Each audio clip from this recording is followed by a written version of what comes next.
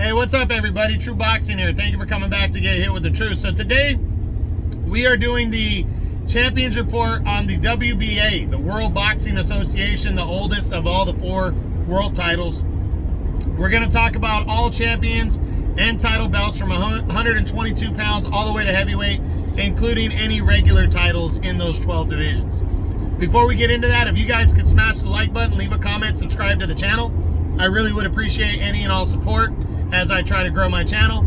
And anything negative, a thumbs down, or you can leave a comment. I'm open to all criticism. All that being said, let's look at these all the title belts and champions from 122 to heavyweight. We start with 122 pounds, where we have that belt has been consolidated, and the champion is newly crowned WBA Unified Champ Marlon Tapales. He also holds the IBF title.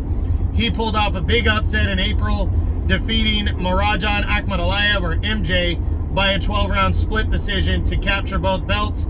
He was the IBF mandatory challenger, so he does not owe MJ a rematch. It was a very good fight. I really thought it could have went either way. I was giving it the eyeball test. I probably would have given it to MJ, but I did believe that it was very close. And even though MJ took most of the second half of the fight, in my opinion, there were some competitive rounds, and Tapales was boxing well still, even if I felt he was losing some of those rounds. So a big win for Tapales. Now it's looking like he is in line to fight the winner of Fulton and Inoue for the other 2 belts that goes on the line in July. That would be huge for Tapales to fight for the undisputed title, and especially if it's Inoue, I think he's going to get the crack. I also believe, because he's worked with the PBC before, that a showdown with Stephen Fulton Jr. wouldn't be too hard to make as well for later in the year. So we'll see what happens. We got to get to July 1st.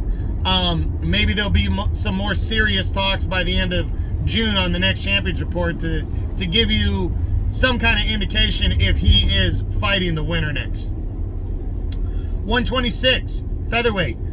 That belt has been consolidated down to 1. The champion there is newly crowned champion Mauricio Lara of Mexico. He captured the title in February with a 7th round TKO victory over Lee Wood in a fight that he was losing convincingly on the scorecards. He caught Lee Wood with a wicked left hook that dropped him hard, and his corner would throw in the towel before Wood could continue. Big time win for Lara back in February, but he's already good to go in a rematch against Lee Wood for Saturday, May 27th on DAZN. These 2 guys are going to do it again, just north of 3 months after their first fight. I think it's going to be good. I really can't wait to see it, but I honestly believe that Mauricio Lara is going to knock Lee Wood out again and retain the WBA title and possibly set up a rematch, a 3rd fight with Josh Warrington later in the year. But I do think Lee Wood has a very good chance of defeating Mauricio Lara. If he can keep him away from him, he would be able to outbox him and then set up his own showdown with Josh Warrington later in the year. So we'll see what happens. But Lara versus Wood 2, May 27th on DAZN. 130 super featherweight. That title has been consolidated down to 1 belt as well. The champion there is he was undefeated, is Hector Luis Garcia. Garcia has been ordered. Actually, in January, he moved up in weight and lost to Gervonta Tank Davis at lightweight, but he's still the champ at 130. The WBA ordered Garcia to make a mandatory defense of his belt against former world title challenger Lamont Roach Jr.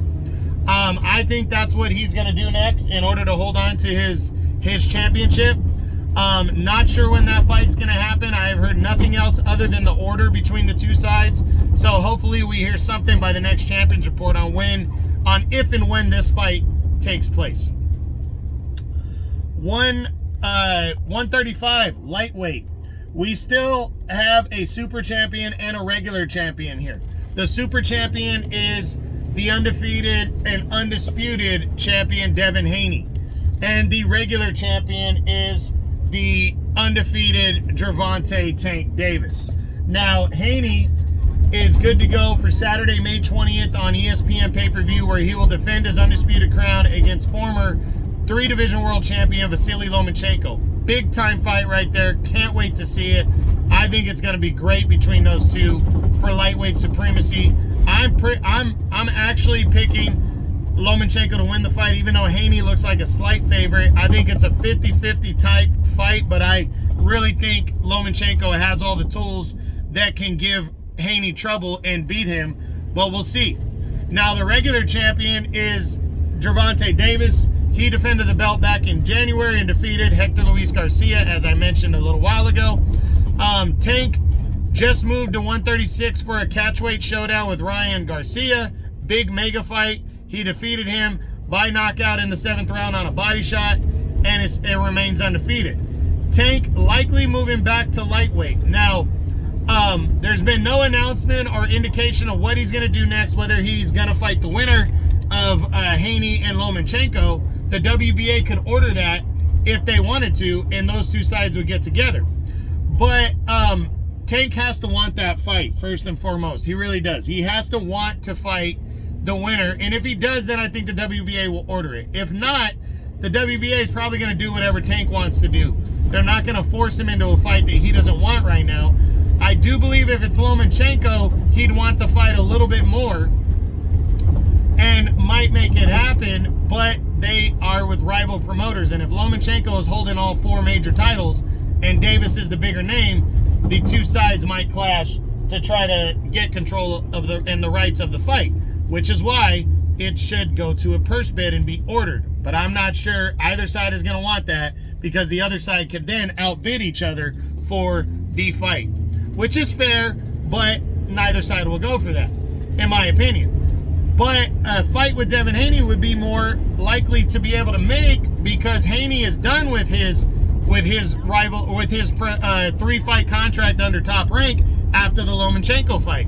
Easier fight to make, but seems like a tougher kind of style for Tank. So we'll see what happens. Going to be very interesting. I'm not sure if the two belts will be consolidated by the end of the year, but there's a lot of moving pieces here. If Tank does not fight Gervonta or Loma, depending on the winner, I think there's a good chance he rematches Isaac Cruz and defends his title against him. But hopefully by the next Champions Report, by the end of June, we got some answers for you. 140 junior welterweight. The champion there, the belt is actually vacant now. Alberto Puello was the champion, and he was set to make the initial defense of his title against Rolando Romero, who was moving up to 140. But he had to pull out of that fight because he tested positive for something. And now the WBA has ordered that mandatory challenger Ismael Barroso fight Rolando Romero on May 13th on Showtime. I really don't know who to pick in this fight. I'm leaning towards Romero because I really don't know much about Barroso, but Barroso has been fighting at 140 for some time, and Romero hasn't. Going to be interesting to see. I think it's a pick'em fight, but we should have a new champion at 140 pounds by after May 13th. Barroso versus Romero for the WBA title at 140. 147. We still have 2 champions at 147. First is the super champion and also unified welterweight champion Errol Spence Jr. Now, we know Spence is in close talks for an all-out 4-belt undisputed title clash with WBO champion Terrence Crawford. That fight is close to being done, but again, as Steven Espinosa said of Showtime, that fight was close to being done last year and it didn't get done. So it'll be done when it's done. If that fight doesn't take place, then Errol Spence Jr. will probably fight Keith Thurman at 154 pounds next. Now, the regular champion is the undefeated Imantas Stanionis. Stanionis was making a mandatory defense on April 29th, was supposed to, against the undefeated mandatory challenger Virgil Ortiz Jr. Virgil Ortiz had to pull out with an injury. The fight's been postponed.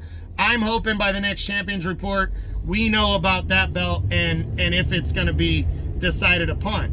I believe that if Spence and Crawford happens, the winner of that bout may or may not hold on to the WBA belt. They might just let it go, and the winner of Stanionis and Virgil Ortiz will be upgraded to the full champion. So we'll see what happens. hopefully we have more answers for you by the next Champions Report at the end of June. So 154 super welterweight, we currently have one champion there, and he is the reigning and undisputed champion, Jermell Charlo, who holds all 4 major titles at 154 pounds. Charlo was supposed to fight Tim Tszyu in January, had to pull out with an injury. That was his WBO mandatory. There was talks about him fighting Tszyu during the summer, but it looks like the fight could be postponed again for the for the fall or later in the year. I personally think he will fight. He will fight Tim Tszyu still, who's his WBO mandatory and interim WBO champion, but we just have to wait and see on when that fight is going to take place. 160 middleweight. The current champion there is Erislandy Lara. Lara was upgraded to champion when Triple G decided to forego a mandatory title defense against Lara, and now Lara has been ordered to face off against Australian Michael Zarafa, and it looks like that fight's going to take place because Zarafa was ordered to fight for the vacant IBF title against Esquiva Falcao of Brazil, and Zarafa pulled out of that one, and it looks like Zarafa and Lara will be colliding. We don't know if it's going to be before the end of June in the next Champions Report. If they do fight, I think Lara beats Zarafa personally, but we'll see what goes down. But I at least believe that we're going to know who the fight is going to be finalized by the next Champions Report. 168 middleweight. We have one champion there, or we have 2 champions at super middleweight, I'm sorry. And first up is the super champion and undisputed champion, Canelo Alvarez. Canelo returns May 6th on DAZN pay-per-view, where he is going to defend all 4 of his titles against WBO interim champion and mandatory challenger John Ryder of the United Kingdom. I personally feel Canelo is going to dominate Ryder, and score a middle to later round stoppage. But I do believe that Ryder's a live underdog. If Canelo is overlooking him, Ryder could definitely pull off the upset. He's a good fighter. He's been there before. The regular champion is David Morrell Jr. David Morrell just defended his title again and scored, I believe he scored a first round knockout against a guy named Yamaguchi Falcao of Brazil. And he's focused on getting a big fight next. He wants David Benavidez. He wants one of those big names. Personally, the title will get consolidated. If Canelo decides to fight Morrell, then the belt will get consolidated. If not, it's really up to Canelo because of how big of a name he is. He can really run shot over the WBA because of his name. And I don't know if the titles will be consolidated. Maybe we'll have some more answers about what's going on with the 168-pound situation by the next Champions Report. 175 light heavyweight, the champion there is the undefeated reigning champ, Dimitri Bivol. Bivol was in discussions for a possible undisputed title clash with Artur Beterbiev. Those plans don't seem to be going down for a couple reasons. One, he's the front runner to land Canelo in September. But 2, it's because the WBC will not sanction this fight, and then it would not be for undisputed. And the reason they won't is because the WBC is not sanctioning Russian fighters right now due to the conflict between Russia and the Ukraine. So Bivol, in my opinion, is likely going to wait around for the Canelo rematch. But the big question is where's that rematch going to take place? Bivol has been firm that he wants to move down to 168 and challenge Canelo for all his titles at 168. But Canelo has been firm in saying that he wants the fight to take place at 175 because he doesn't want to hear that he made Bivol come down. I don't understand this because he's not making Bivol come down. Bivol wants to come down, and I believe he should definitely take him up on that and defend his title there, and then a possible third fight could happen at 175 if Canelo wants. But I don't know what's going to happen. By the next Champions Report, we should have a very good idea if Canelo is going to be fighting Bivol in September because it's taking place at the end of June. So we'll see. 200 cruiserweight. We only have one champion there, and that is the reigning and undefeated champ, Arsen Goulamirian. Goulamirian just announced today that, or it was announced that he's very close to finalizing a fight with Richard Riakporhe of the United Kingdom. If Riakporhe, and I'm hoping I'm saying his name right, if he wants that fight. I guess Riakporhe is in line to fight the winner of Okoli and Chris Billum-Smith if he wants, but the possibility of Arsen Goulamirian is there as well. I think they should do a little tournament with it, let Okoli and Billum-Smith decide their fight for the WBO title, and then Goulamirian and Riakporhe decide their fight, and then a desired unification bout can take place in the second half of the year. So hopefully we know by the next Champions Report if that fight between Riakporhe and Goulamirian is going to happen, and if it's finalized. And finally, the heavyweight championship, currently held by the undefeated WBA super champion Alexander Usyk. There's actually two champs still at heavyweight. Usyk is, these titles are likely going to be consolidated next, as Alexander Usyk, his desired undisputed showdown with Tyson Fury got scratched due to them just not being able to work out the deals, the fine points and deal. And so Usyk has moved on to negotiating with his WBA regular champion, Daniel Dubois of the United Kingdom. I have heard that their negotiations have kind of hit a snag, but this fight can go to a purse bid because the WBA has ordered this fight to happen. So I think that's who Usyk's going to fight next. I don't believe that fight's going to take place before the next Champions Report, before the end of June. It could not. I personally think it's probably going to fall into like July or August. But I definitely believe Usyk wins if they fight. Going to be interesting to see, but hopefully at the very least, that fight gets finalized by the next Champions Report. So that's it. That's my WBA, World Boxing Association Champions Report. I hope you guys enjoyed the video. If you did, smash the like button, leave a comment, subscribe to the channel. I appreciate any and all support. This is True Boxing. You've been hit with the truth.